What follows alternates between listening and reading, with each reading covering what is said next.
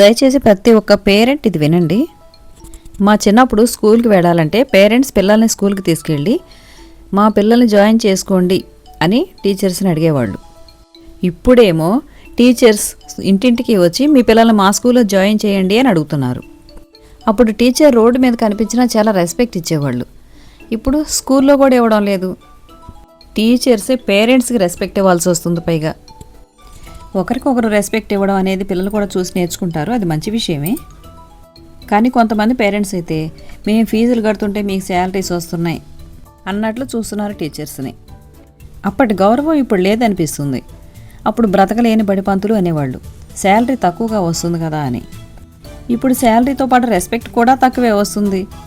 ఆ బ్రతకలేని బడిపంతులుగా ఉన్నప్పుడే బాగుండేదేమో. ఇప్పటికీ ఉన్నారనుకోండి, రెస్పెక్ట్తో పాటు శాలరీ కూడా తక్కువ ఉండేవాళ్ళు. పరిస్థితులు ఎంత మారినా బడి వ్యాపారమైనా గురువు గురువే కదా. టీచర్స్కి రెస్పెక్ట్ ఇద్దాం. మన పిల్లల ఫ్యూచర్ని వాళ్ళ చేతిలోనే కదా ఉంచుతున్నాం. నేను చెప్పింది కరెక్ట్ అనిపిస్తే లైక్ చేయండి. ఈ వీడియో ఎవరికి షేర్ చేయాలో తెలుసు కదా, షేర్ చేయండి. అలాగే ఛానల్ సబ్స్క్రైబ్ చేయండి. ఇంకొన్ని వీడియోస్ కోసం సపోర్ట్ చేయండి.